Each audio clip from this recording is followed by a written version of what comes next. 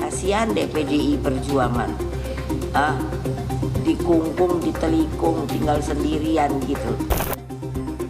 Ya, barangkali susah beliau untuk maju dalam Pilkada DKI.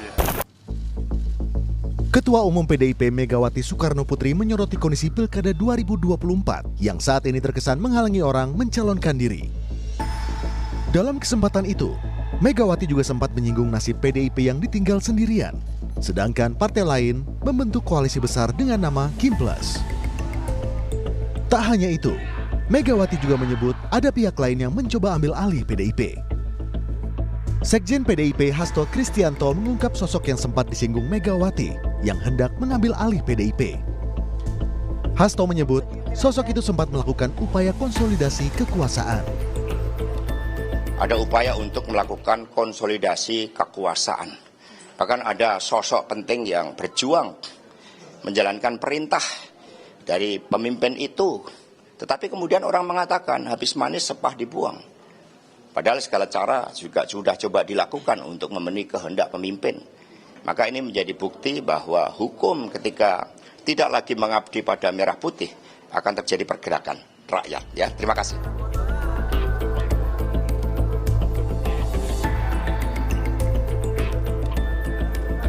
Tak hanya PDIP yang ditinggal, pencalonan Anies Baswedan di Pilgub Jakarta terancam kandas setelah Partai Nasdem menyatakan tak akan memberikan dukungan kepada Anies di Pilgub Jakarta. Dengan demikian, Ketua Umum Partai Nasdem Surya Paloh menyebut Anies Baswedan sulit maju di Pilgub Jakarta. Anies barangkali kalian sudah tahu situasinya yang ada, ya kan? Ya barangkali susah beliau untuk maju dalam Pilkada DKI, ya. Nah, coba tanya Pak Anies yang paling bisa menjawabnya. Yang jelas Anies adalah sahabat Nasdem, itu jelas itu. Tapi untuk Pilkada DKI berarti menutup dukungan ke Pak Anies ya? Saya sudah katakan tadi berulang kali bahwasanya di dalam pencalon ini nggak bisa hanya Nasdem sendiri, nggak bisa juga semua. Ini harus ada kelengkapan yang saling melengkapi, saling pengertian. Pengamat politik Lingkar Madani, Ray Rangkuti menilai, meskipun koalisi Indonesia Maju solid di Pilgub Jakarta, tapi jika melawan Anies Baswedan, soliditas Kim tidak bisa bicara banyak. Sehingga dibuat skenario Kim Plus dengan menarik partai-partai yang mengusung Anies di Pilgub Jakarta. Karena kalaupun mereka solid, tapi diperhadap-hadapkan dengan Anies Baswedan, soliditas partai ini seperti nggak bisa berbicara banyak juga. Nah, oleh karena itu harus ada tambahan skenario, bukan hanya solid, tetapi juga harus tanda kutip ya, budgeting gitu loh. Kekuatannya Anies Baswedan. Nah, kekuatan Anies Baswedan itu ada di mana? Ya tentu saja pada figur dia, plus juga dengan dukungan PKS kan. Oleh karena itu, ya satu ya, kan kalau dia sendiri ditarik kan nggak mungkin kan. Tariklah kekuatan yang mendukung dia, salah satunya adalah PKS kan. Nah disitulah kemudian muncul istilah tenggat waktu lah, ya kan. Inilah itu sehingga memungkinkan PKS untuk masuk ke dalam Kim. Upaya mengadang Anies juga pernah dilakukan di Pilpres 2024. Polanya juga hampir sama dengan mengiming-imingi kursi kabinet kepada partai pendukung Anies. Jika upaya Kim Plus terwujud, lantas apakah pencalonan Anies Baswedan di Pilgub Jakarta akan kandas? Tim Liputan, Kompas TV.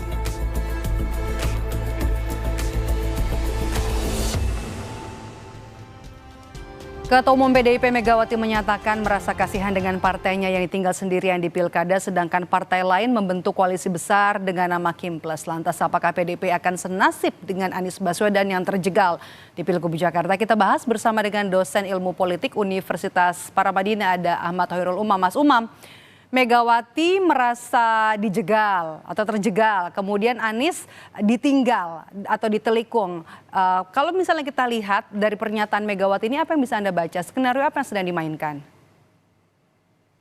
Ya, yang disampaikan oleh Bu Megawati, saya pikir itu adalah sebuah ekspresi kekecewaan sekaligus juga keprihatinan beliau dalam upaya untuk merespon realitas politik yang berkembang saat ini.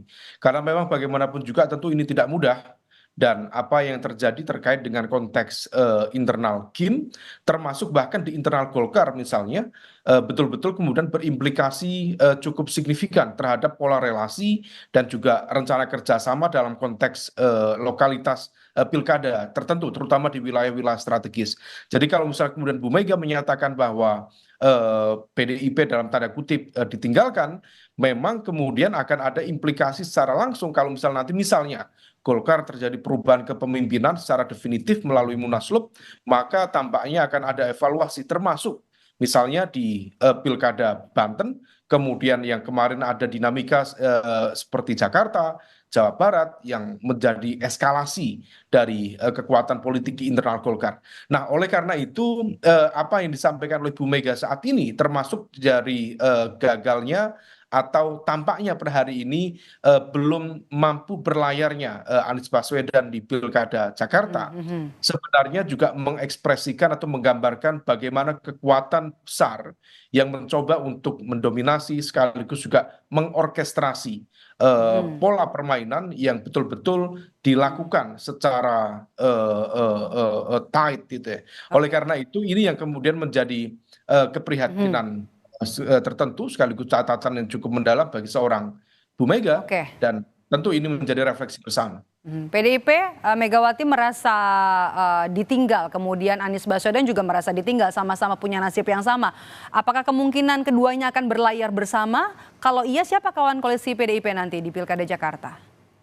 Nah, itu yang per hari ini spekulasinya masih cukup membingungkan, karena bagaimanapun juga PDIP sendiri tidak memiliki golden ticket untuk mengusung Mas Anies. Kalau misal kemudian ada upaya untuk dalam tanda kutip memerahkan Anies, jadi Anies merah, Anies dengan latar belakang PDIP, tentu itu dalam satu sisi akan menjadi sebuah wacana yang cukup menarik, karena Anies sendiri selama ini di stereotip sebagai bagian dari elemen kekuatan kelompok Islam kanan konservatif.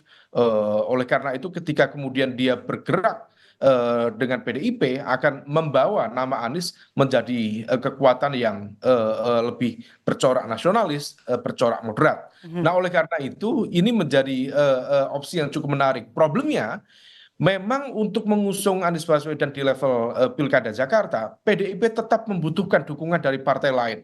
Memang ada P3, kemudian Perindo yang masing-masing hanya mendapatkan 1 kursi di level DKI Jakarta. Maka kalau misal 15 dari PDIP ditambah 2 kursi, praktis baru sekitar 17. Masih butuh sekitar let's say 5 tambahan kursi. Nah, semua itu hanya bisa ditambal oleh partai kelas menengah seperti PKB, kemudian Nasdem yang selama ini menjadi kekuatan politik yang identik atau dekat dengan Anies Baswedan. Nah, oleh karena itu ini yang kemudian menjadi pertanyaan kembali bagi Anies, apakah masih bisa mensecure partai-partai kelas menengah terutama yang pernah memberikan dukungan politik kepadanya. Karena kalau misal tidak, tentu ini menjadi pertanyaan yang agak menjebak ya. Dan yang menjadi kendala adalah memang posisi Anies sebagai tokoh non-partai dalam konteks pilkada kali ini betul-betul menjadi barrier. Karena kalau misal Anies menjadi representasi dari salah satu partai, let's say Nasdem misalnya, tentu itu akan jauh lebih memudahkan untuk membentuk kekuatan koalisi. Tapi per hari ini berarti menjadi bagian dari itu. Mas Umam, berarti Anda melihat ada kekuatan besar yang mengorkestrasi di Pilgub Jakarta. Berarti nanti peta politiknya seperti apa nih? PDIP akan berada di luar pemerintahan sendiri, punya gigi nggak? Iya, kalau misal dalam konteks politik lokal di level Jakarta, yang tentu ada kaitannya dengan konteks politik nasional, PDIP tampaknya akan tercorner. Bahkan dalam konteks pertarungan kekuatan politik pilkada di level Jawa, mulai dari Jawa Timur, kemudian Jawa Tengah, kalau misal memang betul akan ada kekuatan besar yang akan mengusung apakah Lutfi Kaisang ataukah Kaisang Lutfi, termasuk kemudian Jakarta, termasuk Jawa Barat, dan juga Banten kalau misal dilakukan evaluasi, maka praktis berpotensi disapu habis kemenangannya oleh Kim dan juga Kim Plus ini. Dan sejumlah daerah penting nanti di pilkada ya? Iya, dan itu akan meletakkan PDIP pada kekuatan yang terpojok. Dia akan tercorner di sana. Nah, dalam konteks Pilkada Jakarta, yang bisa dilakukan oleh PDIP sebagai bentuk perlawanan terhadap Kim Plus hanyalah melakukan atau mengkampanyekan kekuatan kotak kosong.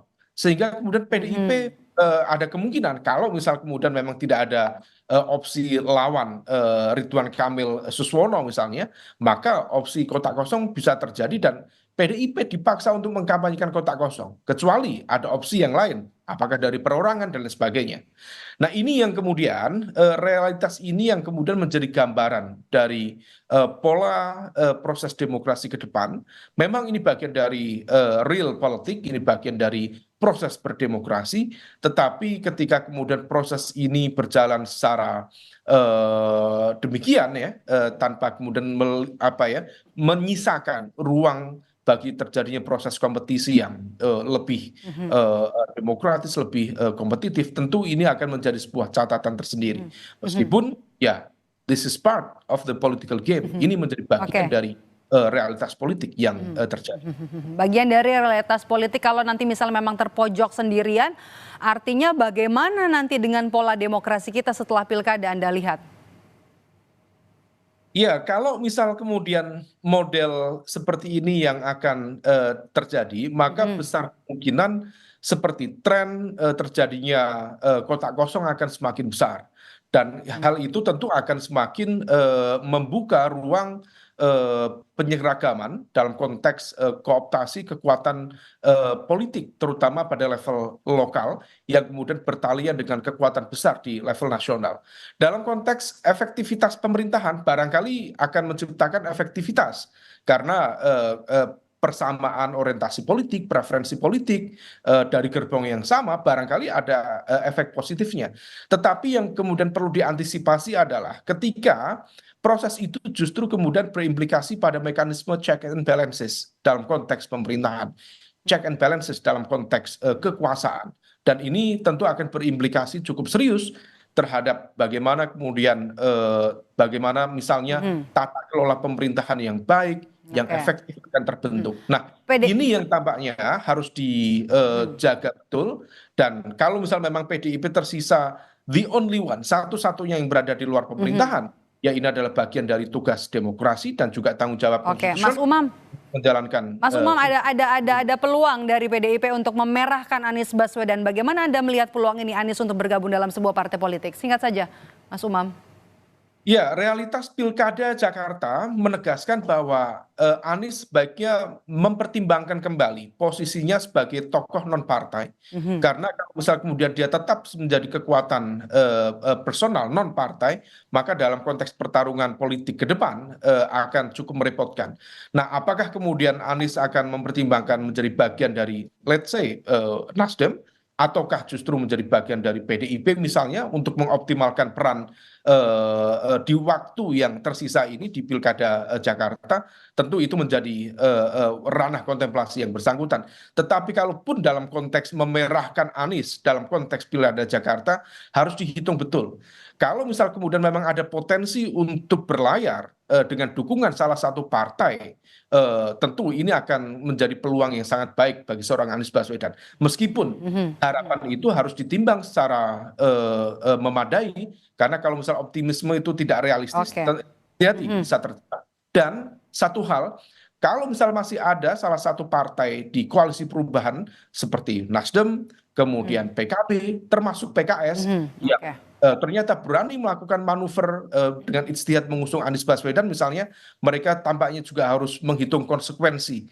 Jangan-jangan mereka juga akan bersiap di-erlanggakan ke depan. Oke, baik, terima kasih. Kalau kita berkaca pada Pilgub Jakarta, sepertinya Anies Baswedan harus punya opsi atau memilih opsi nanti untuk bergabung di partai politik kalau nanti mau maju lagi dalam Pilpres. Terima kasih sudah bergabung bersama kami dan juga memberikan analisa di Rumah Pilkada hari ini, Mas Umam. Sehat selalu. Terima kasih, Bapak Ido.